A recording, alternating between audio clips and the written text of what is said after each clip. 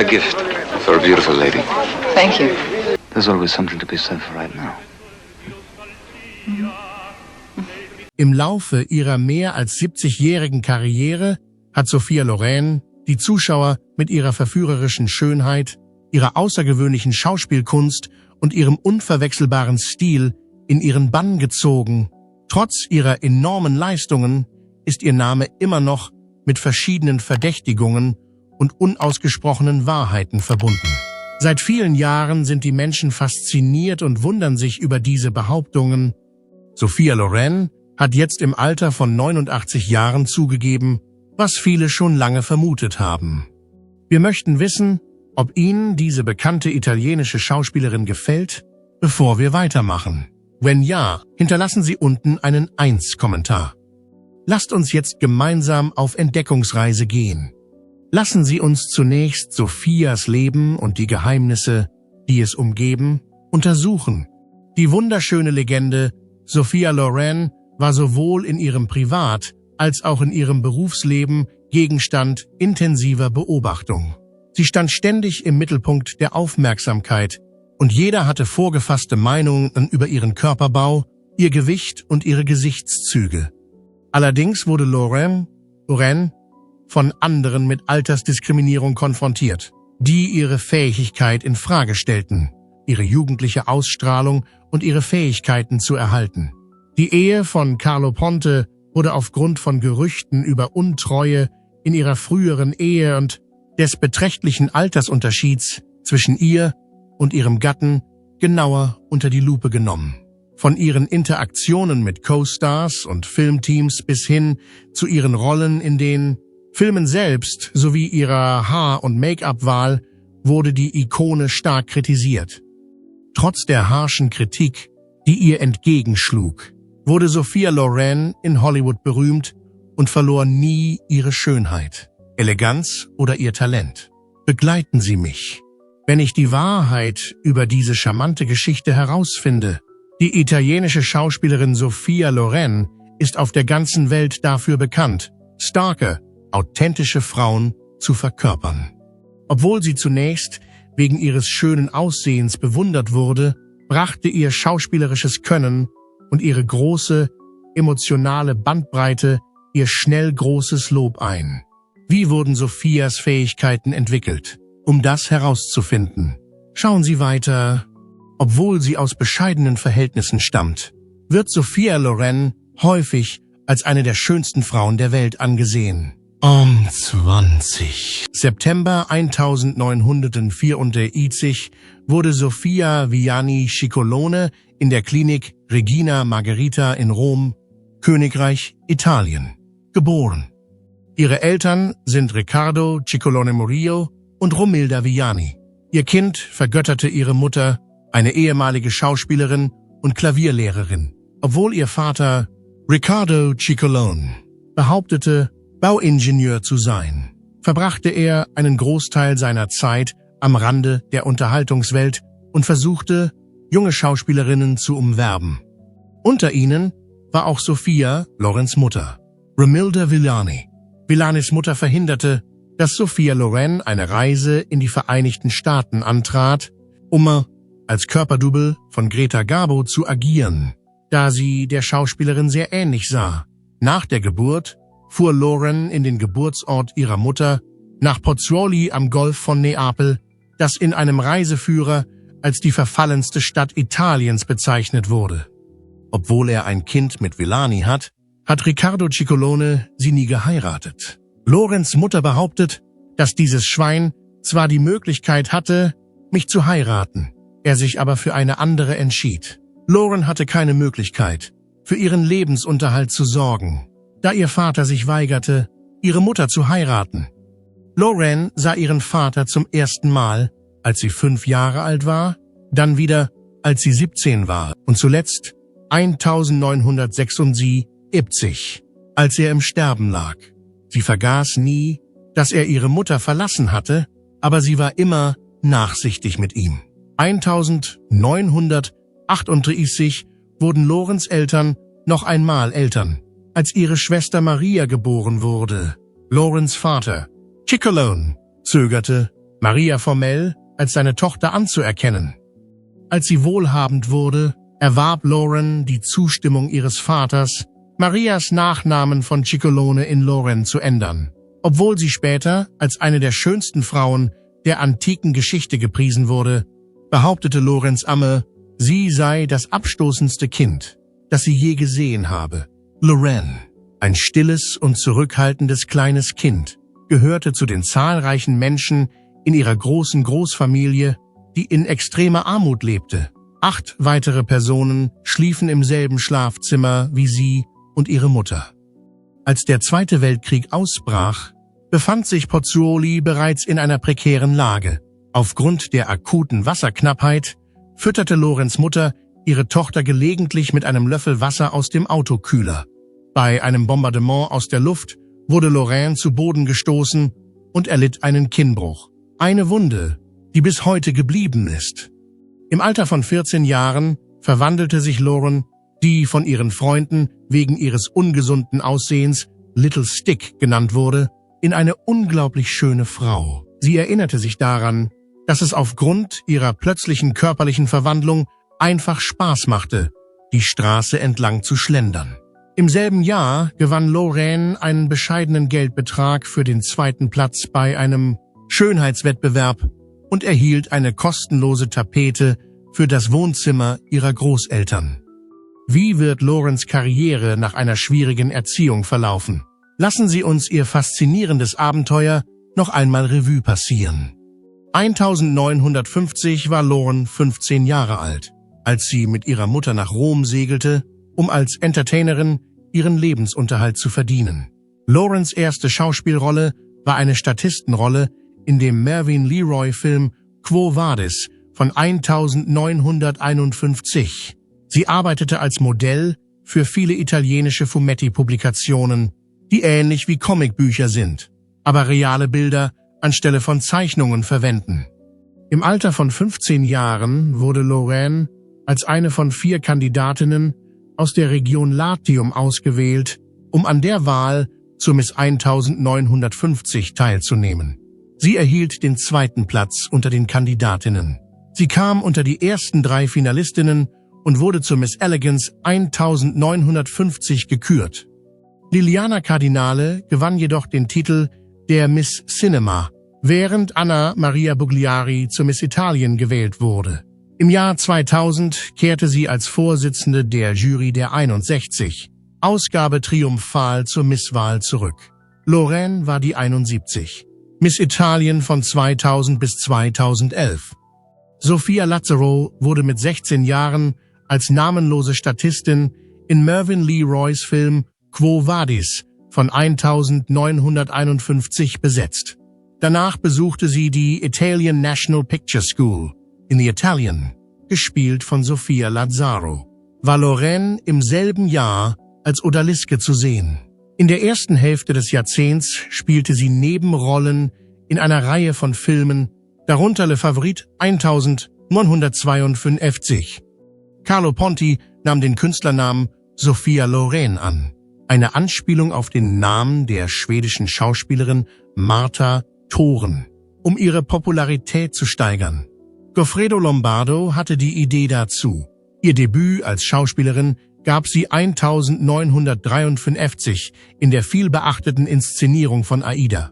1954 wurde Lauren in Vittorio De Sicas Film Das Gold von Neapel berühmt, nachdem sie 1953 in 2 Nächte mit Kleopatra im Mittelpunkt gestanden hatte.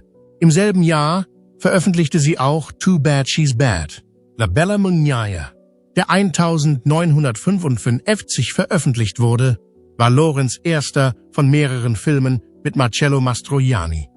In den folgenden 3 Jahren spielte sie in mehreren Filmen mit, darunter Skandal in Sorrent, Stolz und Leidenschaft, Legende der Verlorenen, Junge auf einem Delfin und glücklich, eine Frau zu sein. Im zweiten Film, einem spanischen Militärepos, das in der napoleonischen Ära spielt, traten Cary Grant und Frank Sinatra auf. Carlo Ponte und Sophias Liebesleben. Wussten Sie, dass die legendäre Sophia Loren als sie mit Ponte zusammenkam, wegen ihres Altersunterschieds kritisiert wurde, bald wird die Wahrheit ans Licht kommen. Sophia Loren und ihr verstorbener Ehemann Carlo Ponte hatten eine sehr ungewöhnliche Liebesgeschichte. Sie begannen als Jugendliche, gingen 2 Ehen ein und wurden der Bigamie bezichtigt. Auch nach all den dramatischen Ereignissen ist sie immer noch traurig über einen wichtigen Teil ihres 2. Hochzeitstages.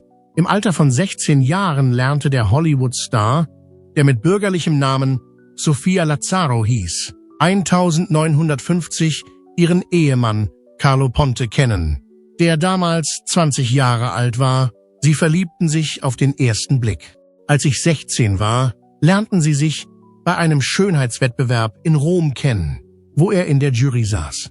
Er sah mich an einem Tisch mit Freunden sitzen und schickte mir eine Nachricht, in der er mich bat, mitzumachen, so die 88-Jährige in ihrem Wettbewerbsbeitrag, der dem Northeastern Dictionary of Women's Biography zu entnehmen ist.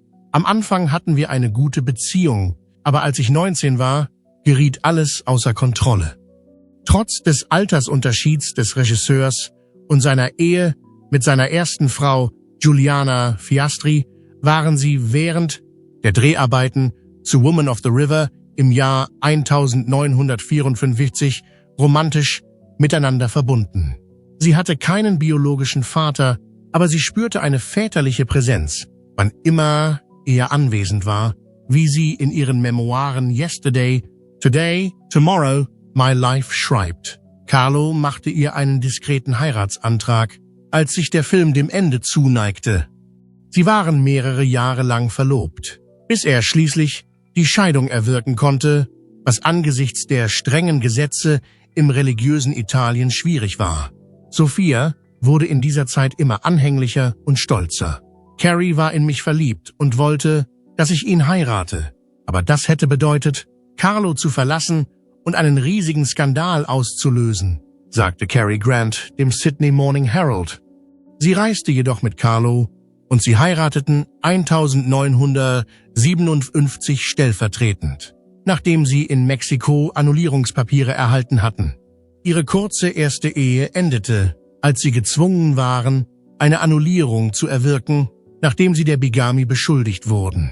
Nachdem er in Frankreich einen Antrag auf Asyl gestellt hatte, wurde Carlo die Scheidung bewilligt und die beiden heirateten 1965 erneut. Leider war das Ende nicht das, was man von einem Märchen erwarten würde. Auf die Frage der Radio Times, was sie an ihrem Hochzeitstag bereut habe, antwortete sie: Es ist sehr schwer zu sagen, dass man nichts bereut. Dass ich nicht in einem weißen Kleid geheiratet habe, ist das Einzige, was ich gerne rückgängig machen würde. Eduardo und Carlo Jr. Eduardo und Carlo Jr., die beiden Söhne der Schauspielerin, wurden nach Fehlgeburten in den Jahren 1968 und 1973 geboren. Dies sei ihr Lebensziel gewesen, sagte sie, und es sei ihr geblieben. Lauren wagte sich auch an andere geschäftliche Unternehmungen heran. Als sie 1981 ihr Parfüm vorstellte, schrieb sie Geschichte. Ihre Brillenkollektion folgte kurz darauf. Lauren veröffentlichte 1994 Women and Beauty und tritt trotz ihres Rufs als lebende Ikone der Filmindustrie weiterhin als Schauspielerin und in der Öffentlichkeit auf. Einige ihrer nachfolgenden, hochgelobten und viel gesehenen Filme sind Nine, Grumpier Old Men und Prada Porter. Carlo starb 2007 im Alter von 94 Jahren, nachdem er 42 Jahre lang glücklich verheiratet gewesen war. Nachdem sie über ihren Verlust gesprochen hatte, sagte Sophia zu AARP: Ich war wirklich traurig, als mein Ehepartner starb, weil man nie über diese Art von Gefühl hinwegkommt. Man fühlt sich jedes Mal unglaublich allein, wenn man daran denkt. Aber so ist das Leben nun einmal. Betrachten wir Sophia Lorens romantische und turbulente Ehe, um ihre Gewissensbisse zu verstehen. Eine erfolglose Partnerschaft. Lauren und Carlo Ponte versuchten, ihre Beziehung vor der Öffentlichkeit zu verbergen, obwohl sie Zielscheibe intensiver Nachforschungen waren, während das Anwaltsteam von Color Ponte die Scheidung von seiner ersten Frau in Mexiko einreichte. In Italien galt eine Scheidung immer noch als illegal. Obwohl Ponte mit renommierten Produzenten und Regisseuren wie Federico Fellini, David Lean, Jean-Luc Godard und Roman Polanski zusammenarbeitete, wurde Laurens Karriere unwiderruflich mit seiner verknüpft. Dies ist darauf zurückzuführen, dass sie in 34 der mehr als 150 Filme mitspielte, die Ponte unabhängig voneinander produzierte oder co-produzierte. Die beiden heirateten 1950 in Mexiko durch eine Stellvertreterehe zwischen Ponte und Lauren.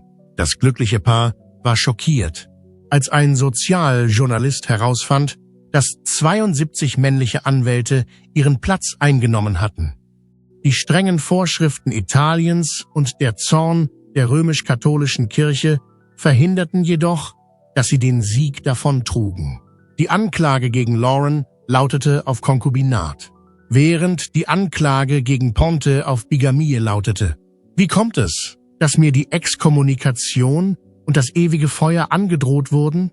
Mein Herz gehörte einem Mann, dessen Ehe schon vor langer Zeit beendet worden war, erklärte Lauren. Ich wollte ihn wirklich heiraten und seine Kinder zu meinen eigenen machen.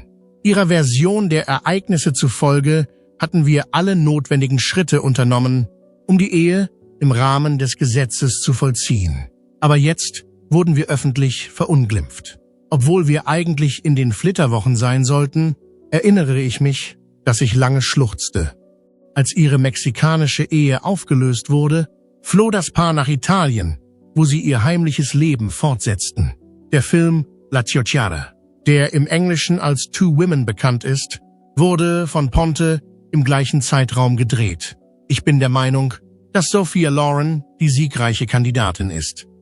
Lauren W. erhielt für ihre Arbeit 1962 einen Oscar. Ursprünglich sollte Anna Magnani die Tochter darstellen, die von den Truppen sexuell angegriffen wird. Stattdessen schlug Ponte Lauren für die Rolle vor. Magnani äußerte sich zu der Idee und brachte zum Ausdruck, dass sie nicht wollte, dass die körperlich reife Lauren ihre Tochter darstellte. Tullio Kessig, Filmkritiker der Mailänder Tageszeitung Corriere della Sera. Magnani reagierte auf den Vorschlag mit seinen Bemerkungen. Laut Filmregisseur Franco Zeffirelli, der in seinen Memoiren über den Vorfall schrieb, drückte Magnani ihre Vorstellungen auf diese Weise aus. Wenn nichts anderes zur Verfügung stand, riet sie dazu, die Mutterrolle zu übernehmen. Da Magnani nicht erschien, war Lauren schließlich diejenige, die zur Party eingeladen wurde. Ponte und Lauren beantragten die französische Staatsbürgerschaft, um die italienischen Vorschriften zu umgehen. Der französische Staatspräsident Georges Pompidou stimmte der Heirat zu und das Paar heiratete 1986 in Paris. Trotz der weit verbreiteten Vermutung, Pontes untreues Verhalten würde sich negativ auf die Ehe auswirken. Trotz der Behauptungen, dass sie im Mittelpunkt der Verehrung einer Reihe attraktiver führender Männer stand, blieb Lauren bei ihrem Partner. Doch die Geschichte des Paares nimmt kein glückliches Ende. Was ist schief gelaufen? Komm mit! Wegen seines antideutschen Werks Piccolo Mondo Antico wurde Ponte während des Zweiten Weltkriegs kurzzeitig von der faschistischen Regierung Italiens inhaftiert. Pontes Darstellung von Papst Pius XIII. Als hilflos gegenüber der deutschen Ermordung italienischer Gefangener in dem Film Massaker in Rom von 1973 führte zu einer 6-monatigen Bewährungsstrafe vor einem italienischen Gericht. Die Anklage wurde später nach weiteren Ermittlungen fallen gelassen. Als er 1979 im Ausland inhaftiert war, wurde er von einem Gericht in Rom der Geldwäsche für schuldig befunden. Das Gericht verhängte eine 4-jährige Haftstrafe und eine Geldstrafe von $24 Millionen. Richard Harris, Lauren und Ava Gardner, unter anderem, wurden der Verschwörung nicht für schuldig befunden. Pontes Kunstsammlung war von der Regierung gestohlen und an italienische Museen gespendet worden. Er erhielt sie erst in den späten 1980er Jahren zurück, als er seine rechtlichen Probleme gelöst hatte. Darüber hinaus entkam er 1975 2 Entführungsversuchen. Gina Lollobrigida war eine der vielen bekannten italienischen Schauspielerinnen, denen Ponte begegnete und in die er sich verliebte. Ich bin genervt von Schauspielern. Damals erklärte er, dass er auf Frauen stehe. In den letzten Jahren lebte das Paar hauptsächlich in der Schweiz, wo sie zahlreiche Immobilien besitzen. Ponte nahm bei den Filmfestspielen von Venedig 98 den Preis für das Lebenswerk seiner Frau entgegen, die aus Krankheitsgründen nicht anwesend sein konnte. Was Sophia berühmt gemacht hat, erfahren Sie hier. Sophias Aufstieg zum Ruhm erfolgte schrittweise und war von jahrelanger Kritik geprägt, aber auch von harter Arbeit, Hartnäckigkeit und Konsequenz. Als Behauptungen über ihren Ehemann Carlo Ponte aufkamen, wurde sie für bestimmte Filmrollen angesprochen. Ein attraktiver, starker und üppiger Körper. Sophia Loren, einer der beliebtesten Filmstars aller Zeiten, gilt in der Popkultur als Inbegriff mediterraner Schönheit. Sie hat weltweit für die italienische Schönheit geworben und ist eine Inspiration für unzählige Frauen. Sophia Loren, ein Stern auf dem Hollywood Walk of Fame, feiert ihren 88. Geburtstag. Sie heiratete Carlo Ponte 1957 in Mexiko, während sie sich in Italien aufhielt. In ihrer 70-jährigen Ehe erhielt sie 5 Golden Globes und 2 Academy Awards. Als sie noch sehr jung war, wurde sie bei einem Schönheitswettbewerb entdeckt. Ponte unterbreitete ihr ein erstes Vertragsangebot und riet ihr, ein Pseudonym anzunehmen, da die Ehe des Produzenten bereits geschieden war und die Scheidung noch nicht rechtskräftig war. Sophia Loren wurde unter dem Namen Sophia Lazzaro geboren. Unter diesem Pseudonym gab sie 1953 ihr Filmdebüt in Mario Mattolis Film 2 Nächte mit Kleopatra, in dem Alberto Sordi die Rolle der Kleopatra und ihrer Kopie spielte. Im folgenden Jahr spielte sie in 2 Filmen mit. In Vittorio De Sicas Anthologiefilm Das Gold von Neapel mit Toto, Silvana Mangano, Eduardo De Filippo und Vittorio De Sica sowie in Miseria e Nobiltà nach einem Roman von Vincenzo Scarpetta.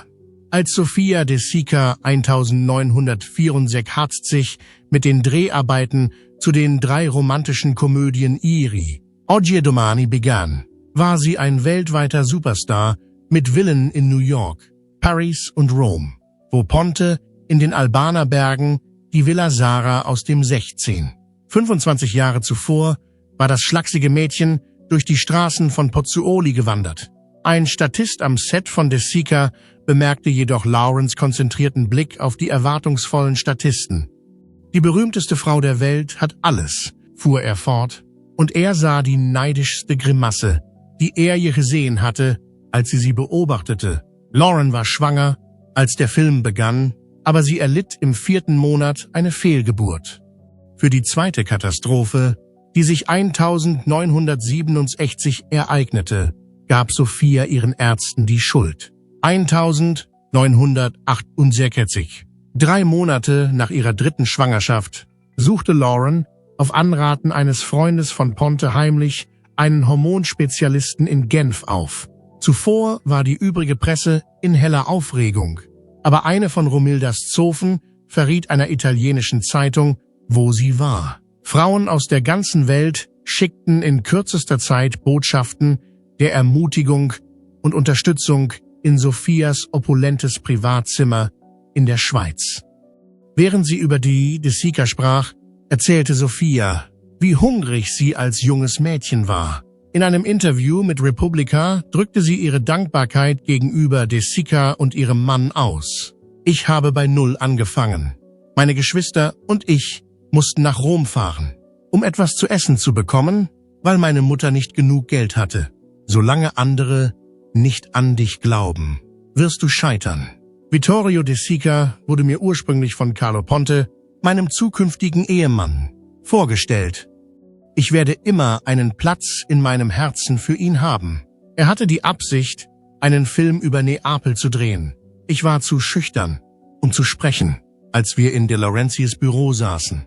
Ich merkte an der Art, wie er sprach, dass er mich mochte. In einer perfekten Welt könnte man Pizza machen, aber er fügte hinzu, ich werde sofort ein Vorsprechen für dich arrangieren, weil ich bald nach Neapel fahre. Ich begann zu weinen. Ich folgte seinen Anweisungen und besuchte morgen das Set. Vittorio De Sica war liebenswürdig, großzügig und besonders.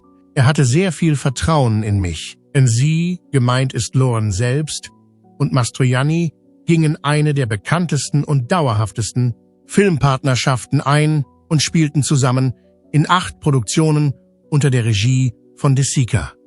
In ihrer Autobiografie mit dem Titel Gestern, heute, morgen mein Leben, erzählt Sophia Loren, wie sie trotz ihrer Angst den Entschluss fasste, den bekannten Schauspieler Toto anzusprechen und sich ihm vorzustellen. Er begrüßte sie mit einem Lächeln und fragte sie, woher sie käme, wobei er freundlich zu sein schien. Die italienische Region Pozzuoli war der Ort, an dem Sophia nach eigenen Angaben geboren und aufgewachsen war. Als das Thema Filmemachen aufkam, war Sophia fasziniert von Totos Art, Geschichten zu erzählen. Totos Art und Weise, die gleichzeitig süß und traurig war, hat sie sehr beeindruckt. Im Rahmen seines freundschaftlichen Gesprächs erkannte Toto Sophias Schwierigkeiten in Bezug auf ihre finanzielle Situation. Nachdem er sich ein Bild von ihrer Situation gemacht hatte, unterstützte er sie stillschweigend, indem er ihr vor ihrer Abreise 100.000 Lire, italienische Währung, in die Hand drückte. Der Geldbetrag, den Sophia als Lottogewinn bezeichnete, war eine Metapher für die Tatsache, dass er ihr und ihrer Mutter helfen würde, bestimmte Herausforderungen zu bewältigen. Die erste Version, die weithin bekannt wurde, war Skandal in Sorrento, der 1955 in die Kinos kam und in dem De Sica erneut die Hauptrolle spielte. Die legendäre Mambo-Sequenz spielt in dem Film von Dino Risi, der in den Jahren 1955 das vierthöchste Einspielergebnis erzielte. Die beiden Schauspieler spielen den Marschall Carotenuto De Sica und Lauren, eine Fischersfrau, die versucht, ihn davon zu überzeugen, sie in seinem gepachteten Anwesen wohnen zu lassen. In den 1960er Jahren wurde sie zu einem weltweiten Filmstar, was für sie eine bedeutende Leistung darstellte. Mitte der 1950er Jahre hatte sie sich in der Hollywood-Branche einen Namen gemacht, indem sie mit legendären Schauspielern wie Anthony Quinn, Cary Grant und John Wayne auf der Leinwand auftrat. Sowohl ihr erster David Di Donatello als auch der Coppa Volpi in Venedig wurden ihr für ihre Arbeit in dem Film Black Orchid verliehen, der 1958 in die Kinos kam und in dem Grant die Hauptrolle spielte. Als sich 1961 die Tragödie ereignete, die ihr Leben verändern sollte, hatte sie sich bereits als internationale Berühmtheit in der italienischen Filmindustrie etabliert und war 26 Jahre alt. Haben Sie schon einmal gehört, dass einige der Meinung waren, sie sei zu jung, um bedeutende Rollen in Filmen zu spielen? In De Sicas Verfilmung von Moravias Roman La Ciociara, Two Women, die 1960 in die Kinos kam, spielte sie erneut die Rolle der Cicera. Für ihre bemerkenswerte Leistung erhielt sie den Oscar als beste Schauspielerin und war damit die erste Darstellerin in einem fremdsprachigen Film, die diese Auszeichnung erhielt. Alle diese Auszeichnungen wurden ihr für denselben Film verliehen, darunter der Academy Award, die Goldene Palme von Cannes, die British Academy of Film and Television Arts, der David Di Donatello Award und der Nastro d'Argento Award. Außerdem war sie 1962 auf dem Titelblatt der Aprilausgabe des Time Magazine zu sehen.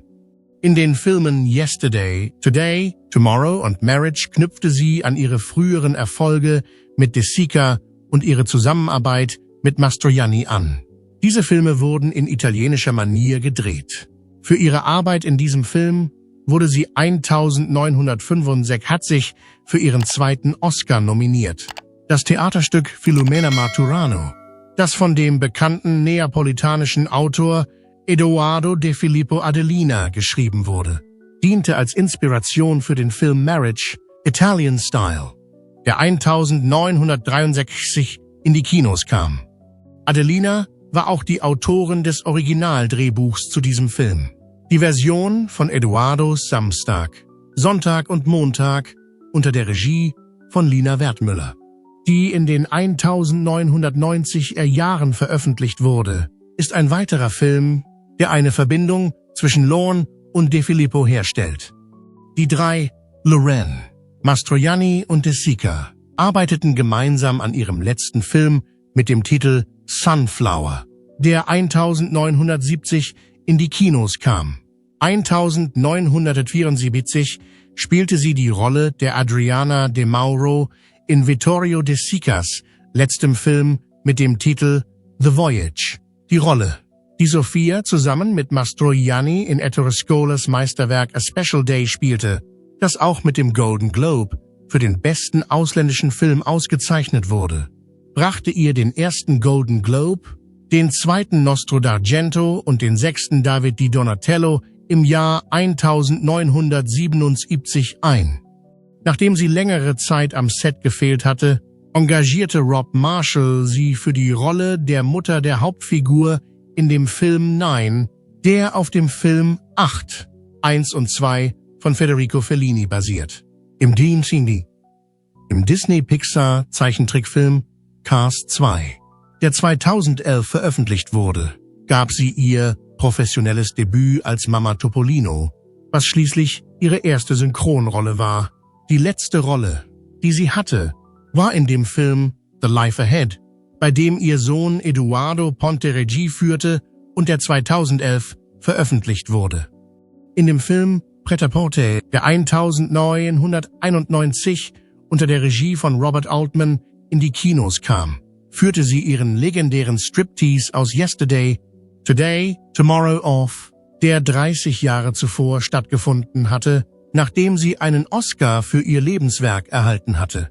Roberto Benigni wurde 2009 von Sophia Loren mit dem Oscar für den besten ausländischen Film ausgezeichnet.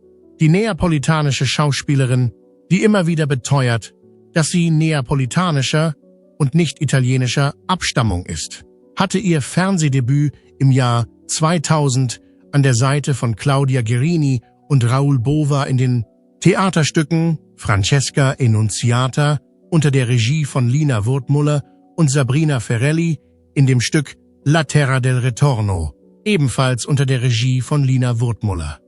Ein Grammy, 2 Oscars, 5 Golden Globes, ein Goldener Löwe, die Coppa Volpi in Venedig, die Pre-Interpretation Feminine in Cannes, der Goldene Bär in Berlin, ein BAFTA, 10 David von Donatello und 3 silberne Bänder sind nur einige der Auszeichnungen, die Sophia Loren im Laufe ihrer Karriere als italienische Schauspielerin erhalten hat. Im Laufe ihrer Karriere hat sie immer wieder sowohl ihr außergewöhnliches Talent als auch ihren weitreichenden Einfluss auf die Filmindustrie unter Beweis gestellt. Raffinesse und Anmut. Alle analysierten die körperlichen Merkmale des atemberaubend schönen und bekannten Models, einschließlich ihrer Form, ihres Stils und ihres Körperbaus, durch die Brille der Wissenschaft. Andererseits haben diese einen gewissen Wert. Trotz ihrer bescheidenen Herkunft ist Sophias Name seit jeher ein Synonym für Eleganz und Kultiviertheit. Ihr Selbstbewusstsein und ihre Hartnäckigkeit waren die treibenden Kräfte hinter ihren zahlreichen Auszeichnungen, darunter 2 Academy Awards und ein Preis der British Academy of Film and Television Arts. Die Tatsache, dass sie sich ihres genetischen Lotteriegewinns bewusst ist, ändert nichts an der Tatsache, dass sie sich bewusst ist, dass sie Selbstbeherrschung und Entschlossenheit an den Tag legen muss, um ihn zu behalten. Was sind die Geheimnisse der Schönheit von Sophia Loren? Lassen Sie uns die Antwort untersuchen.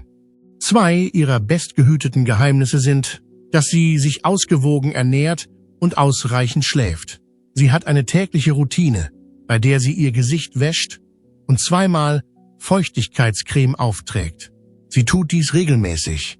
Bei ihrem Trainingsprogramm muss sie immer viel Wasser trinken und in der Zeit zwischen den Mahlzeiten nichts essen.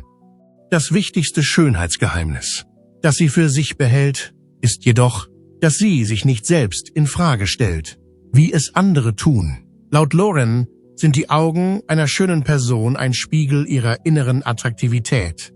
Auch der Titel ihres Buches »Frauen und Schönheit« weist darauf hin. Zu den vielen wichtigen Merkmalen gehören Persönlichkeitsmerkmale wie Kompetenz, Charme, Einfallsreichtum und Intuition. In Bezug auf das Aussehen hat man die Wahl. Alle Frauen haben sie. Alles, was jetzt von ihnen erwartet wird, ist, dass sie neue Dinge lernen und das Gelernte mit der Welt teilen. Einer der Grundsätze, die Loren sein ganzes Leben lang befolgt hat, ist die Notwendigkeit, eine positive Einstellung zu bewahren. Auch wenn ich nicht immer Lust habe, Sport zu treiben, es gibt immer Gründe, die dagegen sprechen. Habe ich es mir zur Gewohnheit gemacht, jeden Tag früh aufzustehen und einen einstündigen, kräftigen Spaziergang zu machen. Jedes Mal, wenn ich im Park spazieren gehe, freue ich mich darauf, hinter der nächsten Ecke etwas Spektakuläres zu sehen. Ich nehme automatisch eine optimistische Perspektive auf das Leben ein. In den meisten Situationen fühle ich mich nicht niedergeschlagen oder melancholisch. Sophia Loren ist in keiner Weise perfekt. Zögern Sie nicht, sie darauf anzusprechen, wenn Sie nicht überzeugt sind. Sie wird Ihnen sagen, dass Ihre Hüften zu breit sind, Ihre Augen zu weit auseinanderstehen, Ihr Mund zu groß ist, Ihre Nase zu lang und Ihr Kinn zu kurz ist. Sie wird jedoch zugeben, dass sie in allem, was sie tut, erfolgreich ist. Sie sieht umwerfend aus, als sie ihre Hotelsuite in Los Angeles betritt, und sie sieht genauso aus wie Sophia Loren. Das beweist, dass sie trotz ihres Alters von 61 Jahren ihr Aussehen immer noch beibehalten kann. Diese Behauptung wird durch ihre sinnliche Darbietung in dem kürzlich erschienenen Film Grumpier Old Man weiter untermauert. Gibt es andere berühmte Persönlichkeiten in Hollywood, die das noch deutlicher sagen könnten? Hatten wir schon erwähnt. Dass sie 61 Jahre alt ist, ihre langen Beine, ihre faszinierenden Augen und ihr markantes, olivfarbenes Gesicht tragen zu ihrer umwerfenden Attraktivität bei. Der Schauspielerin zufolge hängt Schönheit von demjenigen ab, der sie betrachtet, und ist subjektiv. Ich glaube nicht, dass ich auf der Grundlage der seit Jahrzehnten geltenden Schönheitsstandards attraktiv bin. Auch wenn ich mein Gesicht für attraktiv halte, macht mich die Kombination aus meinem Gesicht, meiner Figur und meiner Einstellung zu einer einzigartigen Person. Ich habe gesehen, dass die Leute darauf ansprechen. Trotz meines ausgeprägten Selbstwertgefühls kann ich nur vermuten, dass die Tatsache, dass andere mich für außergewöhnlich halten, ein Hirngespinst ist. Sie machte die Beobachtung, dass Sexualität nur im Kopf stattfindet. Sie beginnt an einem Ort und breitet sich dann an einem anderen aus, wobei ihr Verstand als Bezugspunkt dient. Warum wurde Sophia Loren 1982 in Italien inhaftiert? Eine andere Geschichte über sie. Die Auswirkungen von Sophia Lorens Inhaftierung wegen Steuerbetrugs sind noch heute zu spüren. Die 88-jährige Filmlegende verbüßte 1982 17 Tage einer 30-tägigen Haftstrafe in der Nähe von Neapel, Italien. Nach einem jahrzehntelangen Rechtsstreit wurden 2013 schließlich alle Anschuldigungen gegen sie zurückgezogen. In einem Interview mit America's Closer sagte sie, das ist etwas, das ich nie vergessen werde. Im Laufe der Zeit schien es unausweichlich, dass ich zu diesen jugendlichen Straftätern gehören würde. Ich habe den Prozess gewonnen, der 40 Jahre später stattfand. Nicht ein einziger Cent blieb übrig. Die Schauspielerin, die während ihrer Inhaftierung beide Rollen gespielt hatte, erhob eine der Anschuldigungen. Jahre nach Verbüßung ihrer Haftstrafe reichte sie ein Gnadengesuch ein, indem sie argumentierte, der Steuerberater habe sich geirrt. Sophias Steuerberechnungen für 2014 waren korrekt, so das Urteil des Kassationshofs in Rom. Nach Prüfung ihrer Steuererklärung stellten ihre Berater fest, dass sie nach italienischem Recht 60% ihres Einkommens versteuern musste. Trotzdem wurde sie inhaftiert, weil die Steuerbehörden feststellten, dass der Anteil 70% hätte betragen müssen. Trotz der schwierigen Umstände hat sie immer noch Spaß am Film. Wie fühlt sich diese Liebe an? Hören wir ihr zu. Sophia Lorens Leidenschaft für Filme.